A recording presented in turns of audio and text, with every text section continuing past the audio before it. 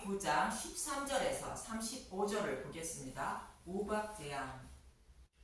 오늘 본문은 다섯째와 여섯째 재앙을 말씀하고 있는데, 첫째 재앙은 나일과 물이 피로 변하는 재앙으로 아론이 지팡이가 요술사들의 지팡이를 삼킨 복음의 말씀을 믿지 않으면 심판을 받는다는 의미며, 둘째 재앙인 개구리 재앙은 예수님을 알려는 마음으로 복음의 말씀을 먹지 않고 다른 복음을 따르고 있으면 하나님은 그들이 원하는 다른 복음을 전하는 거짓 선지자들을 만나게 하여 그들의 손에 넘겨준다는 것입니다.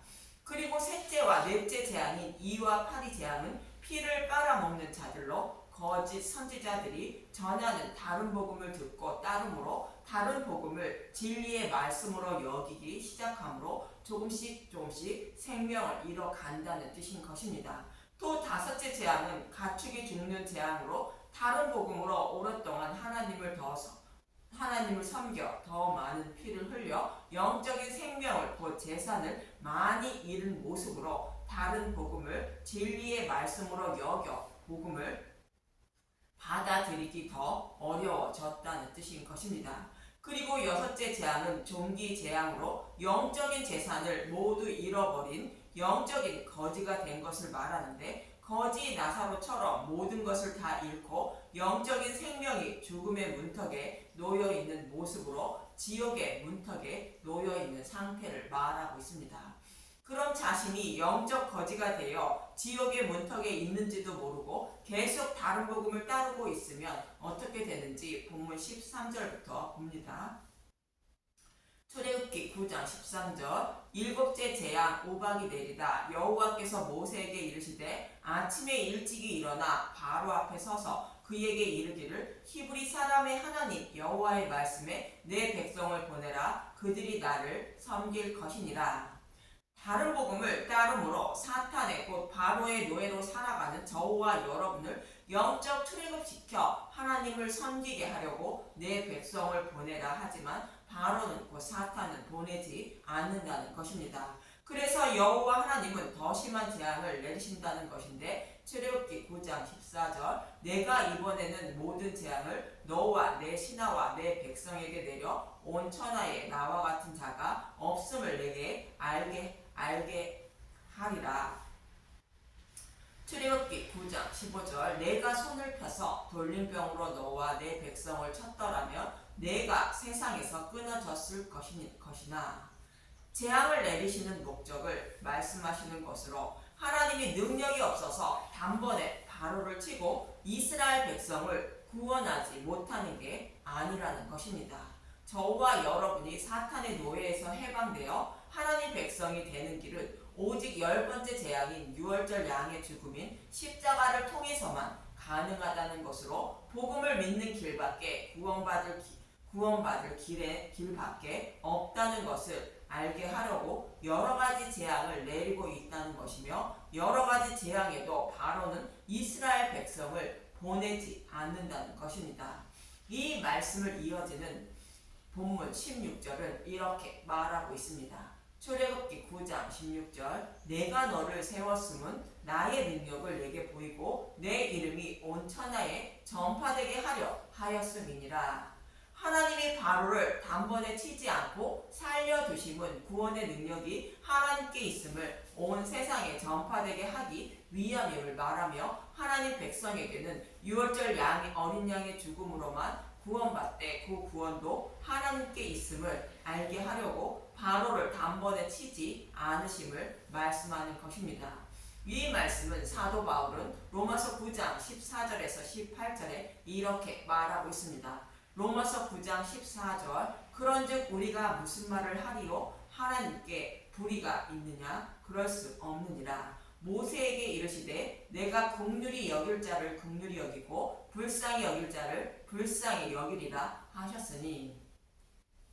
바울이 인용한 모세에게 하신 말씀은 출애굽기 33장 19절의 말씀입니다. 출애굽기 33장 18절부터 보겠습니다. 모세가 이르되 원하건대 주의 영광을 내게 보이소서. 여호와께서 이르시되 내가 내 모든 선한 것을 내 앞으로 지나가게 하고 여호와의 이름을 내 앞에 선포하리라. 나는 은혜 베풀 자에게 은혜를 베풀고 긍휼히 여길 자에게 긍휼을 베푸느니라.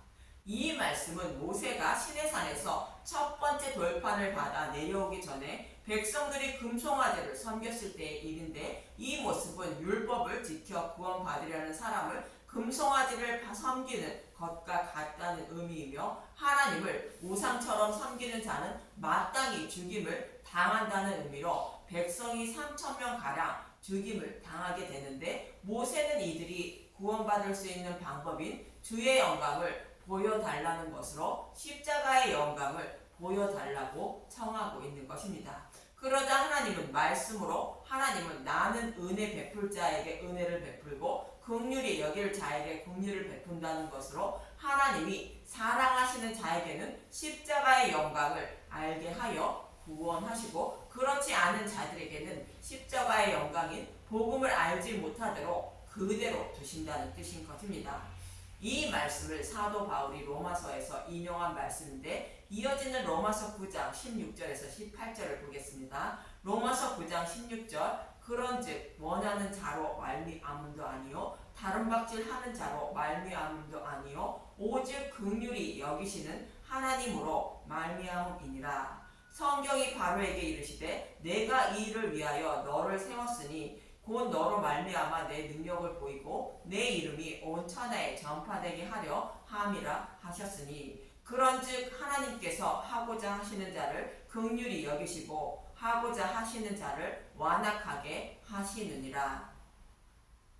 구원은 우리의 열심과 노력이 아닌 하나님의 주권임을 말하는 것으로, 복음을 깨달아 믿는 것도 하나님이 들은 복음의 말씀을 깨달을 수 있도록 허락하셔야 믿게 된다는 것입니다. 바로도 이와 동일하게 하나님이 단번에 칠 수 있지만 하나님이 어떤 분인지 저와 여러분이 알게 하시려고 자신이 하고 싶은 대로 그대로 둔다는 뜻인 것입니다. 그래서 여호와 하나님은 오박재앙을 내리게 됩니다. 본문 18절에서 19절을 보겠습니다. 출애굽기 9장 18절 내일 이맘때면 내가 무거운 우박을 내리리니 애굽 나라가 세워진 그날로부터 지금까지 그와 같은 일이 없었더라. 이제 사람을 보내어 내 가축과 내 들에 있는 것을 다 모으라. 사람이나 짐승이나 무릇 들에 있어서 집에 들어오지 않는 것들에게는 우박이 그 위에 내리리니 그것들이 죽으리라 하셨다 하시니라.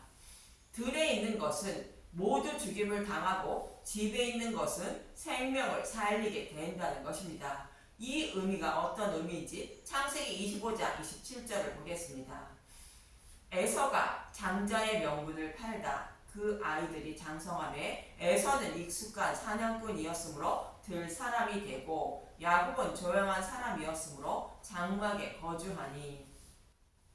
에서는 들 사람이라는데 율법을 상징하는 인물로, 다른 복음으로 하나님을 섬기고 있는 자를 모형하고, 야곱은 집을 상징하는 장막에 거주하는데 복음을 상징하는 인물로 진리의 말씀으로 하나님을 섬기고 있는 자를 모형합니다.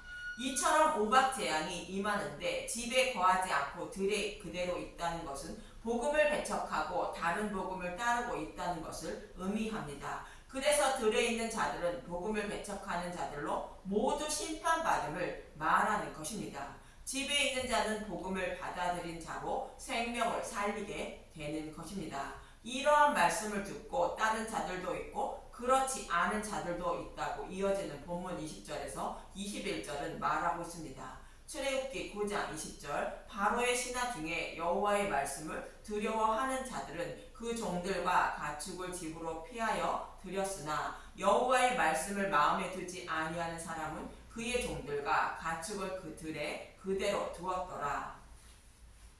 여호와의 말씀을 두려워하는 자들은 그 종들과 가축을 집으로 피하여 들였다는 것으로 복음의 말씀을 듣고 복음을 받아들인 자를 말하며, 여호와의 말씀을 마음에 두지 않은 자들은 그의 종들과 가축을 들에 그대로 주었다는 것으로 복음을 받아들이지 않는 자들을 말하고 있습니다.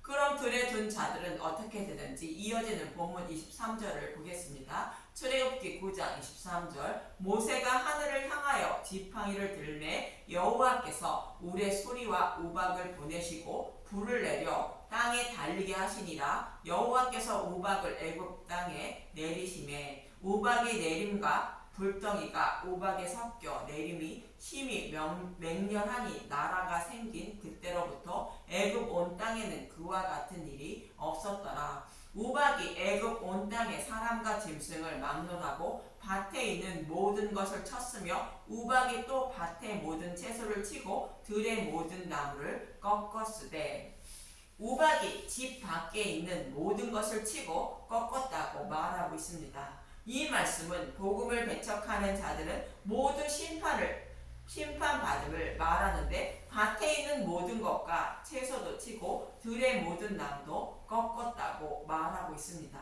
이 말씀은 우박 재앙이 무엇을 의미하는지 말씀하는 것으로 본문 31절에서 32절은 이렇게 말하고 있습니다. 출애굽기 9장 31절 그때에 보리는 이삭이 나왔고 삼은 꽃이 피었으므로 삼과 보리가 상하였으나 그러나 밀과 쌀 보리는 자라지 아니한 고로 상하지 아니하였더라. 여기서 삼은 옷을 만들 때 필요한 실을 뽑는 재료로 삼이 다 상했다는 것은 옷을 구할 수가 없어 추위에 노출될 수밖에 없다는 뜻으로 예수님이 주시는 의의 옷을 입을 수 없게 되었다는 뜻이며 보리는 먹을 양식을 말하는 것으로 세상을 살아가는데 필요한 양식이 줄어들었다는 뜻인 것입니다. 이 말씀은 영적인 거지가 된 사람이 복음으로 돌아오지 않고 다른 복음을 따르고 있으면 점점 죽음의 곧 지옥의 문턱에 다가가는 모습으로 입을 옷조차 없고 먹을 것조차 없는 상태를 말하는 것으로 여호와께 돌아오지 못하여 심판받을 수밖에 없음을 말하고 있습니다. 즉 다른 복음을 진리의 말씀으로 여겨 진리의 말씀을 들어도 받아들일 수 없는 상태를 말하고 있습니다. 그런데 아직은 밀과 쌀 보리는 상하지 않았다는 것으로 조금은 먹을 것이 남아 있다는 뜻인 것입니다. 이처럼 온 애굽 땅은 우박 재앙으로 죽기 직전의 모습에 처한 것인데 고센 땅엔 우박이 없었다고 본문 26절은 말하고 있습니다. 출애굽기 9장 26절 이스라엘 자손들이 있는 그곳 고센 땅에는 우박이 없었더라. 여기서 고센 땅은 기근이 없는 땅이라는 의미를 가진 곳인데 진리의 말씀이 풍족히 선포되는 교회를 상징하는 것으로 복음의 말씀을 먹고 있는 자들에게는 심판이 임하지 않는다는 뜻인 것입니다. 이러한 재앙이 임해도 바로와 그의 신하들은 여호와를 두려워하지 않을 것임을 알고 있다고 본문 29절에서 30절은 말하고 있습니다. 출애굽기 9장 29절 모세가 그에게 이르되 내가 성에 나가서 곧 내 손을 여호와를 향하여 펴리니 그리하면 우레소리가 그치고 우박이 다시 있지 아니할지라. 세상이 여호와께 속한 줄을 왕이 알리리이다. 그러나 왕과 왕의 신하들이 여호와의 하나님을 아직도 두려워하지 아니할 줄을 내가 아나이다. 다른 복음을 따르고 있는 자들에게 우박 재앙으로 말미암아 죽기 직전의 모습에 처한다고 할지라도 여호와를 두려워하지 않는다는 것으로 진리를 알지 못함으로 자신이 처한 모습을 알지 못하는 것입니다. 요한계시록 16장 21절에도 지진과 천둥과 큰 우박으로 재앙을 내려도 하나님께 돌아가려 하지 않고 하나님만 비방한다고 합니다. 계시록 16장 21절 또 무게가 한 달란트나 되는 큰 우박이 하늘로부터 사람들에게 내림에 사람들이 그 우박의 재앙 때문에 하나님을 비방하니 그 재앙이 심히 크미러라. 이들의 모습도 진리를 알지 못함으로 자신이 받은 재앙으로 하나님을 비방하고 여호와께 돌아가지 못하는 것입니다. 이러한 재앙에도 불구하고 바로는 이스라엘 백성을 보내주지 않았다고 본문 35절은 말하고 있습니다. 출애굽기 9장 35절 바로의 마음이 완악하여 이스라엘 자손을 내보내지 아니하였으니 여호와께서 모세에게 말씀하신가 같더라. 바로는 유월절 양의 죽음으로만 이스라엘 백성을 보내는 것으로 저와 여러분이 사탄의 노예에서 해방되어 하나님 백성이 되는 것은 오직 유월절 양의 죽음은 예수님의 죽으심과 부활로만 가능한 것으로 복음의 말씀을 믿음으로만 가능하다는 뜻이며 이것도 하나님의 선물임을 성경은 말하고 있습니다. 이처럼 우박 재앙은 복음으로 돌아갈 수 있는 마지막 재앙으로 삶이 상한 것은 예수님의 의의 옷을 입을 수 없는 자가 되었다는 뜻이며 또 보리도 상한 것은 먹을 양식이 없는 것으로 영적인 생명이 죽어가고 있다는 뜻인 것입니다. 저와 여러분도 영적으로 우박 재앙으로 인하여 영적인 거지가 된 상태에서 입을 옷을 구할 수 없고 먹을 양식도 구하지 못하는 상태는 아닌지 다시 한번 돌아보시고 고센 땅에 거하는 이스라엘 백성들처럼 생명을 얻기 위하여 양떼의 발자취를 따라가서 진리의 말씀만 먹고 마시는 분들이 되시길 간절히 기도드립니다. 감사합니다.